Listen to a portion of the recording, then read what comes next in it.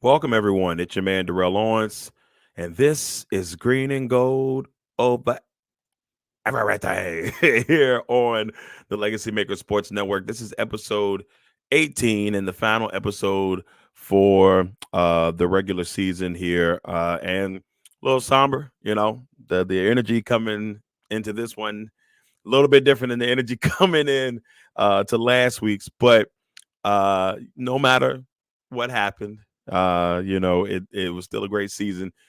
Definitely fun coming to you guys and ladies every week, trying to talk Packers football with myself and my guy Randall Burns, my guy Deshaun Rucker, and of course the slew of guests that came on throughout the year to talk about their teams and giving us those previews. So shout out to everybody that did that during the year.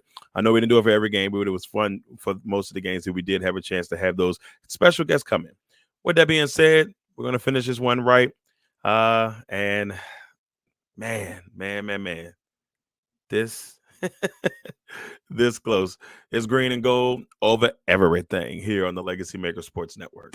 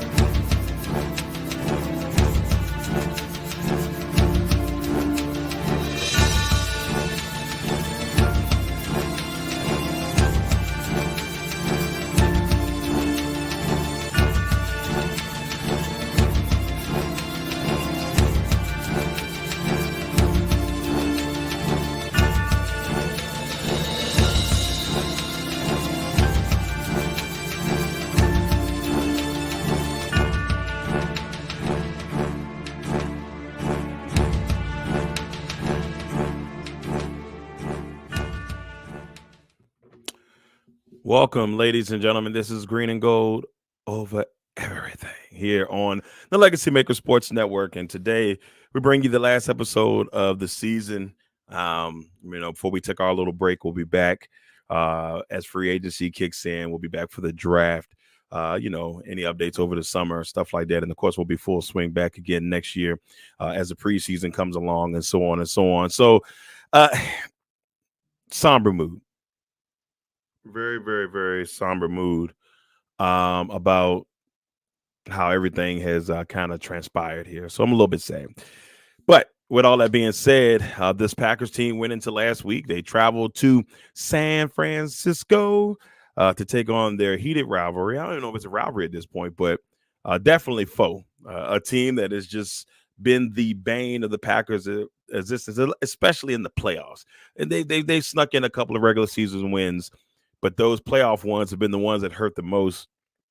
And the last time the Packers were able to beat the San Francisco 49ers was back in January of 22, or excuse me, not 22, 2002. You're so used to saying 2010, 2010, but 2002. And that was the last time that we had a chance to see the Packers win a playoff game against San Francisco. And unfortunately, as you can tell by the tone of my voice, if you were living under a rock for the last couple of days or whatnot, the Packers did fall short against the San Francisco 49ers last Saturday night. They had their opportunities. They had their chances to win this game against San Francisco, and it just didn't happen. And then you know what? Look, I told myself coming into this season that, looking at this team, it was going to be hit or miss. I felt like I got close to the record. I thought they would finish anywhere between 7 and 10. 9-8. They finished 9-8. Thank goodness for that. I thought the division was going to be tight all year. I thought that the Detroit would be maybe 11 wins, but they got 12. So kudos to Detroit. But even with that being said, proud of this team for everything they did do. Now let's go into the game a little bit.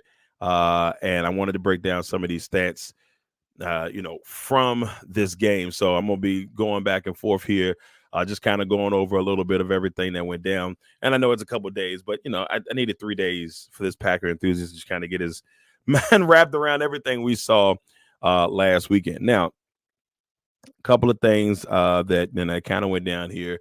So first things first, Packers get in there. They take the ball first. They go down the field. Carlson gets the field goal to get things going right. And I'm saying, okay, this is a really good start. Well, they had the ball. They had the lead heading into the second. Then the 49ers finally get on the board. George Kittle on a 32-yard pass from Brock Purdy, which, I believe, I can't remember what the play that happened before. And maybe it's because my mind is just blown away still. But there was something that happened right before it where if that play doesn't go the way it does, Green Bay, who knows what happened. But like I said, that's what ifs. George Kittle scores on a 32-yard pass. It was a 12-play, 86-yard drive. And I'm like, okay, here we go. Let's see how things go from there. And then the Packers, a couple minutes later, Carlson hits his second 29-yard field goal. And it's like, okay, Carlson's playing pretty decent today. At least good start for him. And they were short field goals, but nevertheless, 7-6. Then, they go into halftime down by 1. But I felt really confident going into halftime because I said, you look at how things are going right now. They're in the mix. It was raining. So I thought that was another advantage, for the Packers. So, you're not playing them in fully crazy, pure clear weather. So I thought that would at least give them some advantage too if they could keep things rolling and keep the amazing Aaron Jones rocking and rolling because he had an amazing day. And they get into the third quarter. San Francisco got the ball first, and then Green Bay was able to stop them. And they took the ball back, and Bo Milton scored on the 19-yard pass. It was a great drive too. 9 plays, 75 yards. It was a crisp drive. Also, I think that may have been the drive that the pass interference happened on, and the pass interference was crazy. The whole pass interference situation was crazy. Packers threw it deep. They were kind of just lunging it up there, hoping for the best. And when they got the pass interference, gave the Packers great field position, which they capitalized off of, scoring a touchdown. That was the drive after that they scored on. But anyway, so Milton gets a 19-yard touchdown pass. Then McCaffrey comes back, 39-yard run, touchdown. And so right then and there, to a 14-13 lead. Then Green Bay, after that pass interference, and then Tucker Kraft gets the greatness going his way. They get in the end zone. Now it's a 21-14 game heading into the fourth. So heading into the fourth, Packers have the lead by 7. Super early in the fourth. 49ers were already driving at the end of the third. And then Moody knocks in a 52-yard field goal to make it a 3-point game. So once again, the Packers defense they step up, do enough to hold them off. And then Packers just didn't score. The play that's going to hurt hearts for years to come, at least hurt this guy for years to come. They started deep in the 49ers territory. And then, of course, Aaron Jones lets loose on this amazing run to get the Packers in position that I felt like if they had scored a touchdown on this drive, that the 49ers would not come back, and we'll be talking Packers, Lions. This show would be a little bit more positive, and we'll be talking Packers, Lions headed into the NFC Championship game. But, they didn't. And, I'm like, you got to find a way to capitalize on when you make big plays like that, even if it's 3 points, which in this case, no 3 points because Anders Carlson missed the field goal that would have made this at least a 24-17 game. Well, they get the ball back. I can't remember the exact time. I know it was in between like the 5-minute to 4-minute time frame. San Francisco gets the ball back, and they drive down the field. and they eat clock. They get down the field. Defense couldn't stop a cold, but this one hurt, But they couldn't get down the field or couldn't stop San Francisco from then getting down the field. Then they get to a situation where, guess what? You have to let San Francisco score. Why? Because the clock is getting killed. And if you don't let them score, they could kill the time all the way to the end. And then, score in the end zone, and you got like 4 seconds or whatever to try to do something. Now, in most cases, I'd have been like, man, no, you got your defense has got to go out there and do its thing. Well, our defense wasn't doing their thing up until that point. And I ain't gonna lie to you, I had no faith. So a lot of people, you see videos going on the internet, people like, oh, they just let them score. They did. They had to let them score.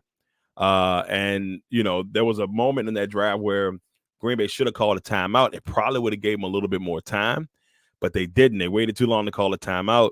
And so I think it was like a minute and 7 left. That's when McCaffrey scored a touchdown. But then when you're in a scenario for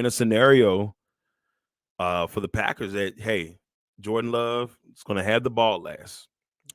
And he's going to have a chance to send the Packers, one, send this game into overtime, or two, be a superhero and send the Packers to the NFC Championship game on this 1-minute drive. And it started off a little bit rocky, but then it got going, and then it get to midfield. And I just knew that they had a chance. And then he throw the body, the cross the body, I knew he was trying to throw the ball too. Throw that ball away, Jordan. Throw that ball away. That's an unnecessary interception. And so Jordan catches a little backlash from that because they said, oh, look, he's just like Brett Favre. But look, man, my quarterbacks are my quarterbacks, and I support them cold-heartedly. There'll be some times they do some stuff. I'm like, come on now. There's a lot of things I don't approve with. But in this situation, I'm like, man, I wish he'd have just thrown the ball away. But it happened. San Francisco moves on. There was a lot with this game. I think the one thing about this game that kind of bothered me mostly was probably the face mask calls that didn't get called. And particularly against Aaron Jones here. Like Aaron Jones was getting his face mask pulled. It was at least two solid ones that would have changed the perspective of everything, would have gave the Packers first downs, kept drives that were pretty decent going, and unfortunately it didn't happen. Not blaming the refs. Hey, it happens. I ain't gonna lie to you and tell you I'm not mad about it because I was very upset about it. And it's frustrating. But look, in the end, this is a young football team with a lot to give and a lot to grow on. And I think this year that's what we saw from this Packers team from beginning to end. You had the first game where it was like, okay, look at Green Bay. They about to kill it. They beat up on Chicago, which I'm not going to lie to you. Let's be honest with you.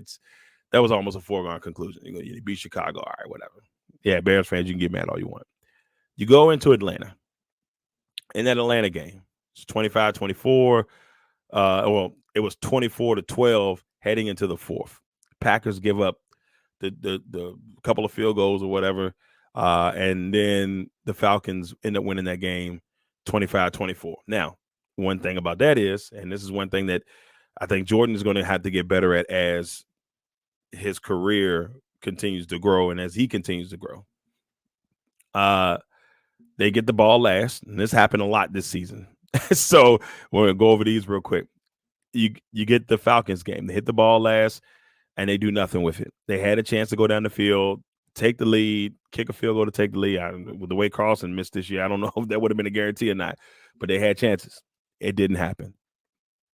Next week, Packers start off miserable against the Saints. I think they were down 17-0 in that game, if I'm not mistaken, maybe 17-3. But they come back and they win that game by 1. They play the Lions. They get out to a good start. They get the pick. Then after that, things just didn't go that way. Montgomery had a heck of a day against Green Bay in that matchup. Then you go to the Raiders game. This is when it starts to get a little weird. So the Raiders game, they were in it. He throws a couple of bad picks in that one that just, to this day, I was just like, I don't know what happened there.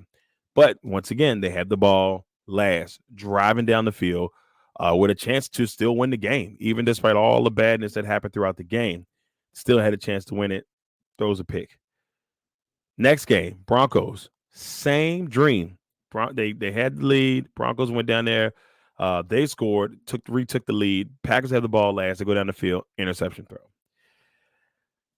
Starts to get a little bit more depressing. Then you get Vikings game. The Vikings game never was in that game. Rams game, they started showing a little bit of the team that we saw going into the playoffs. Okay. We saw a little bit of that. And that's what we saw in that contest. They went out there, they beat up on a good Rams team. Now, that also was a game they didn't have Stafford, but regardless, they still beat up on them and a playoff team. They go into Pittsburgh. Same dream that happened in the in the Falcons game, in the Falcons game, in the Raiders game, in the Broncos game. They get the ball last. They were in the game. They competed with from another playoff team. Drove down the field, and the rest is history. At their interception, they lose the game. Go into the Chargers game, a game where they had Herbert, and they beat him at Lambeau. Cool with that. They go into Thanksgiving. They beat the Lions on the national stage. That's when everybody started to really start chirping about the Packers. The next week, they beat up on the Chiefs. Bam, good job, fellas. Then 2 rough games. Giants and the Buccaneers game. Buccaneers just beat us. The Giants game, the Packers had a chance to win that game late, but then so they in opposite roles this time. The Giants had the ball last. They ended up kicking the field goal. Defense can't stop them whatsoever. They end up winning that one. Then the Packers win 3 straight games against the Panthers, the Vikings, and the Bears in pretty decent fashion. And that's where Aaron Jones really started to click and be the Aaron Jones that we all know and love. They beat the Cowboys and then obviously the 49ers. But what I take from that season, I say all of that to say this. Ups and downs, but there's a lot of positives coming into the 2024-25 NFL season. Young receiving core on point. Young tight ends on point so far. Kraft looks like he's going to be a monster. Musgrave, they're just going to look like they're going to be a great combination. Offensive line is so underrated.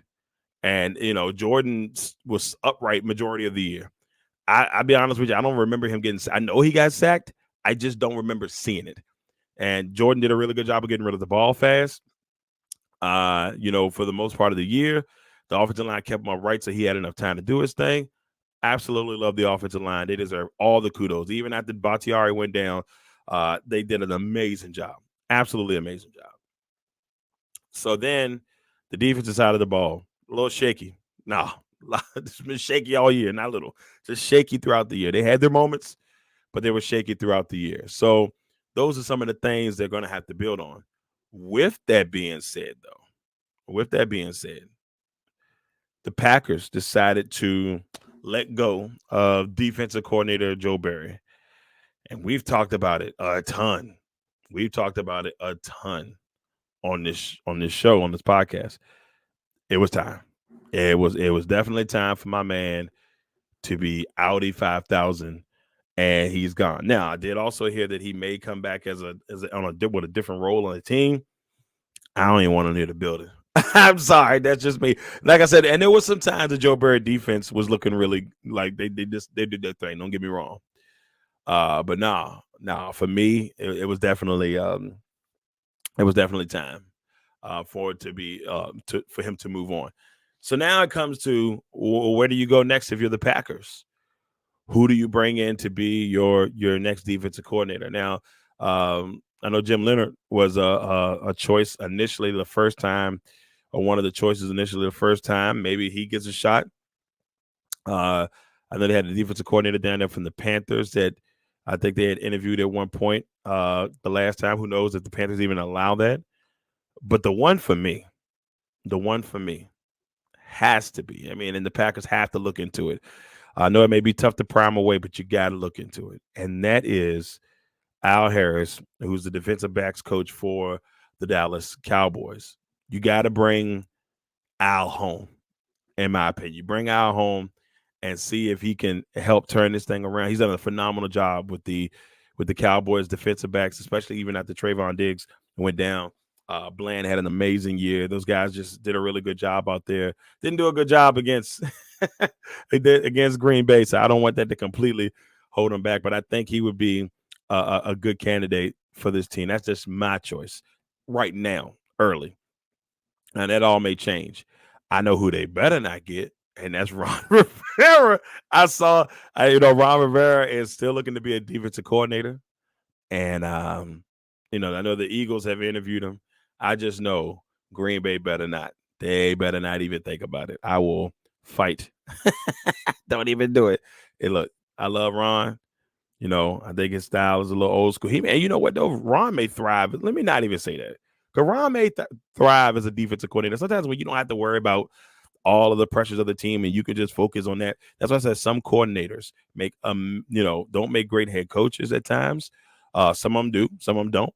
And some of them are just when they're phenomenal as a coordinator, hey, by all means. And Ron was a really good coordinator in his time. So for me, personally, I'm going to say no. I think we should go new blood on that end, and maybe a young gun that we can try to groom into maybe a future head coach, maybe not for our team, but a future head coach down the road, but somebody who can help turn that thing around on the defensive front in Green Bay. So, and I know a lot of fans say, "Hey, man, why don't they move from the 3-4 to a 4-3?" Look, I don't care what they do. Figure it out. That's all I got to say from this Packer enthusiast.